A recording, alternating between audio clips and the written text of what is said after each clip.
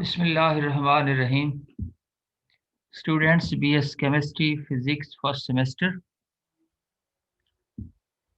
Inorganic chemistry में हम chemical bond study कर रहे थे। तो second type of chemical bond है कोवेलेंट बॉन्ड। एक पॉइंट यहाँ थोड़ा सा क्लियर कर दूं कि three types of chemical bond में आयनिक, कोवेलेंट और कोऑर्डिनेट है। चौथा हमने शामिल किया है मेटालिक बॉन्ड को। जिस वक्त ये थ्योरी पेश की गई कि electrons are involve in the chemical bonding, तो एक ये था कि इलेक्ट्रॉन एक एटम से दूसरे एटम में कंप्लीटली शिफ्ट हो तो उससे आयनिक बॉन्ड बनता है। दूसरा मेथड ये कहा गया कि bond is form by mutual sharing of electron between the two atoms and each atom contribute equal number of electrons. को वैलेंसी इसमें हो रही है तो इसे हमने कोवेलेंट बॉन्ड का नाम दे दिया। तीसरा है कोऑर्डिनेट बॉन्ड, जिसमें यानी ये भी बेसिकली कोवेलेंट बॉन्ड की एक टाइप है, लेकिन उसमें कोऑर्डिनेशन ऐसे होती है कि सिर्फ एक ही एटम दोनों इलेक्ट्रॉन जो है उन्हें शेयर करता है या डोनेट करता है। So a bond is form by sharing of electron between the two atom and only one atom contribute both the shared electron, that is called coordinate covalent bond. तो यही मेन पॉइंट ऑफ डिफरेंस है covalent, pure covalent bond and coordinate covalent bond के दरमियान में। तो आज हम covalent bond, इसकी थ्री टाइप्स और level structure about covalent bond, इसकी करेक्टरिस्टिक्स, इन्हें हम स्टडी करते हैं। A covalent bond is a type of chemical bond which is formed by the mutual sharing of electron between the combining atom of the same or different elements, and each atom contribute equal number of electrons.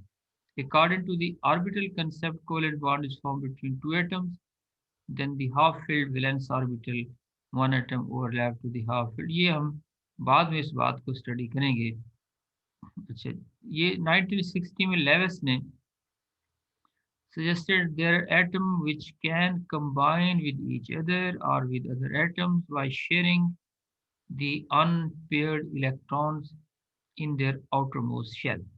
In this way, the occupied orbitals of the outermost shell of each of the participating atoms are filled with two electrons which have opposite spins।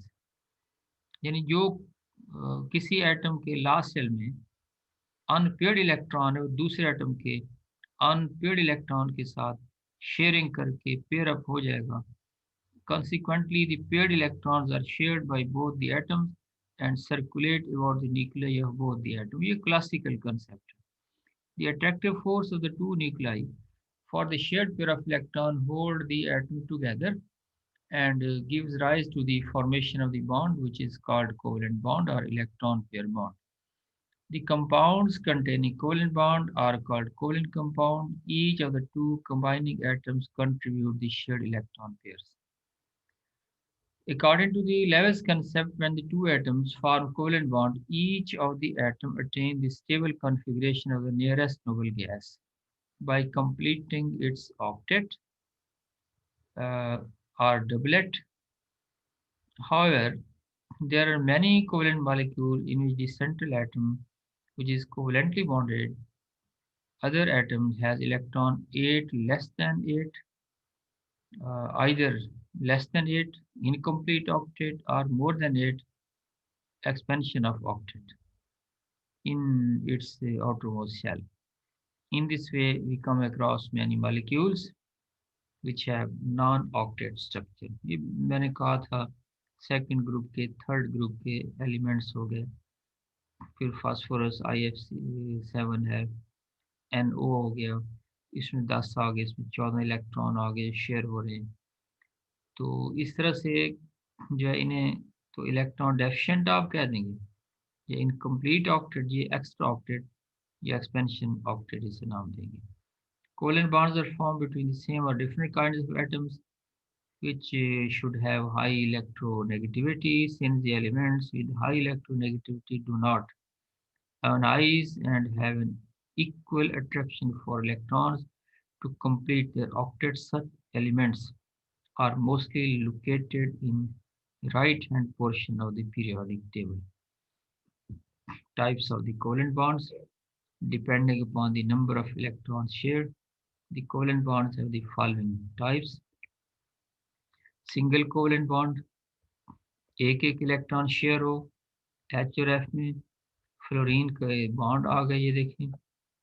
तो double covalent bond, ये crosses जो हैं ये electron को जाहिर कर रहे हैं जो लास्ट सेल में यानी ऑक्टेट में, 2 और 7 तो एक एक इलेक्ट्रॉन जो है देखें, 2 2 4 2 6 और एक 7 इस फ्लोरीन के आगे, 7 इस फ्लोरीन के आगे। तो अब एक एक इलेक्ट्रॉन ये आपस में शेयर करके ये भी 8 पूरे कर लेते, ये भी 8 पूरे कर लेते, ये देखो ऑक्टेट पूरे हो गए इनके। डबल कोवलेंट बॉन्ड ऑक्सीजन में, तो ये इसमें CO2 का ये शो किया हुआ है। ऑक्सीजन में भी आप दिखा सकते हैं, ये ईथीन में भी आप इसको शो कर सकते हैं। ये इम्पॉर्टेंट इसमें क्या है, ये डॉट स्ट्रक्चर को ड्रा करना ये इम्पॉर्टेंट है। तो ट्रिपल कोवलेंट बॉन्ड आ गया, नाइट्रोजन का मॉलिक्यूल, इथाइन का molecule. The valency of an element in a covalent compound is called its covalency. Covalency of an element in a covalent compound is equal to the number of electrons contributed by one atom of it in the shared electron pairs.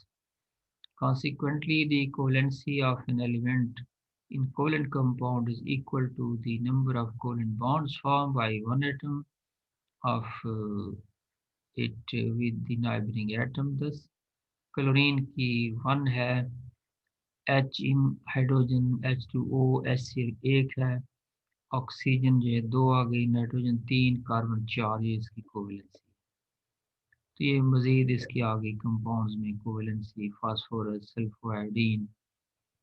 Generally, the covalency of an element which has only S and P orbitals in its valence shell is a fixed quantity and is equal to the number of unpaired electrons in the s and the p orbitals. However, the elements containing vacant d orbitals जैसे phosphorus है, chlorine है, sulphur है, ये तरह जो big size के atom में show different values of covalency in different covalent compounds.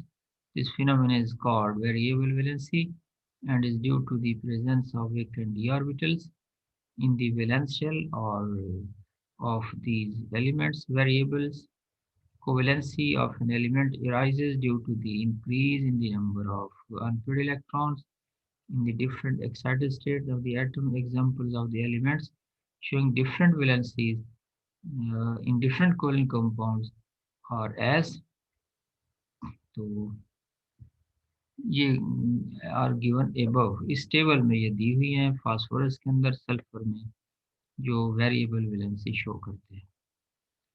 तो अब हम इसके जनरल करेक्टरिस्टिक्स हैं, तो ये फिजिकल स्टेट में क्या चीज़ होती है उसका, यानी आप देखते हैं लिक्विड में है, गैस में है, या सॉलिड में, किस हालत में पाया जाता है। ज़्यादातर नॉर्मली जो है ना, ये जो कोवलेंट कंपाउंड्स हैं डिस्क्रीट मॉलिक्यूल्स होते हैं, इसीलिए ये गैसेस फॉर्म में ज़्यादातर पाया जाता है। लिक्विड में अगर सॉलिड होंगे तो सॉफ्ट सॉलिड की शक्ल में एग्जिस्ट करेंगे। मेल्टिंग बॉइलिंग पॉइंट्स से एक्सेप्शंस के अलावा जो ज़्यादातर है इनके लो मेल्टिंग बॉइलिंग पॉइंट्स होते हैं। और the covalent molecules are held together in the solid crystal lattice by weak forces. Conductance जो है कोवलेंट सॉलिड जो कंसिस्ट करते हैं joint molecules are bad conductor of electricity, do not contain charged particles or electrons that carry the current. However, covalent solids having layers lattices जैसे graphite है are good conductor of electricity, since in such solid electrons can pass from one layer to the other, thus current can be carried out. इसमें भी आपको पता है कि graphite में along the layer conductance possible है, और डाउन द लेयर जो है इस तरह से ये पॉसिबल नहीं होती। सॉल्युबिलिटी जो है ये क्योंकि नॉन पोलर हैं, इसलिए ज़्यादातर नॉन पोलर सॉल्वेंट्स में जैसे CCl4, C6H6 इनमें ये सॉल्युबल होते हैं। कुछ ऐसे भी हैं कंपाउंड्स जैसे अल्कोहल्स हैं, कार्बोक्सिलिक एसिड्स हैं, ये भी वाटर सॉल्युबल है, लेकिन these are soluble due to hydrogen bonding. Molecular जो रिएक्शंस हैं ये the covalent compound give reaction where the molecule as a whole undergo the change. Since there are no strong electrical forces to speed up the reaction between molecules, so they show slow reactions as compared to that of the ionic reactions. Isomerism का phenomena पाया जाता है कि जिसकी वजह से आप इसे कहते हैं ये डायरेक्शनल करैक्टर शो करते हैं। यानी अगर आप इनकी पोजीशन को बदल दें, यहाँ एग्जांपल आप ये देंगे कि C2H6O को जो पहले आप FSC में पढ़ते आए, उसे आप बना देंगे CH3CH2OH और CH3OCH3। ये दोनों एक दूसरे के आइसोमर्स हैं। They are the same molecular formula but different structural formula. उससे क्या है कि डायरेक्शन ऑफ एटम बदलने से उनकी प्रॉपर्टीज बदल गई, इसलिए they are directional incorrect, neither hard nor brittle. तो ये भी उनकी एक प्रॉपर्टी है। फिर आ गया जी कोऑर्डिनेट कोवलेंट बॉन्ड। ये मैंने इसकी डेफिनेशन तो आपको बता दी कि जब दो एटम आपस में इस तरह से बॉन्ड बनाए कि सिर्फ एक ही एलिमेंट दोनों इलेक्ट्रॉन डोनेट करे, तो उसे हम कहते हैं कोऑर्डिनेट कोवलेंट बॉन्ड है। आमतौर पर ये देखा गया कि जो इलेक्ट्रॉन डेफिशिएंट मॉलिक्यूल हैं या लेवस बेसिस और एसिड जो हैं, ये एक दूसरे के साथ जब बॉन्ड बनाते हैं तो इनके दरमियान कोऑर्डिनेट कोवलेंट बॉन्ड जो है ये फॉर्मेशन होती है।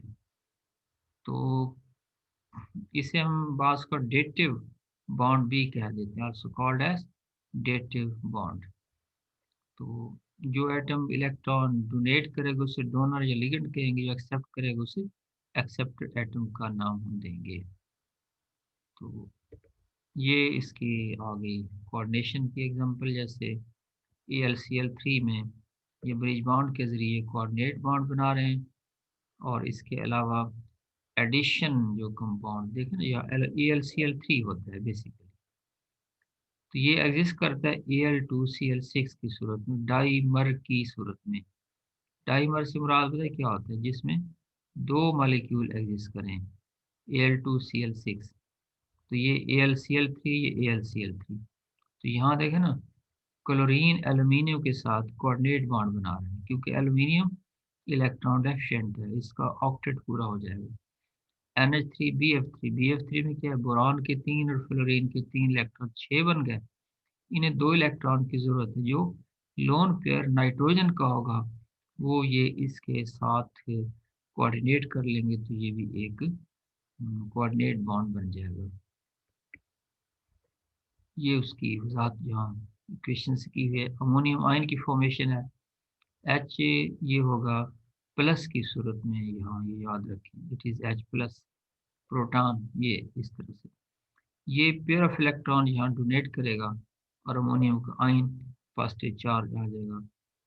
तो ये जो है आप इसे इस तरह से इसे नोट करें। पानी के अंदर आप एसिड डाल दें तो एसिड प्रोटॉन पैदा करेगा H प्लस, जो यहाँ से पेयर ऑफ इलेक्ट्रॉन को एक्सेप्ट करके हाइड्रोनियम आयन बन जाएगा।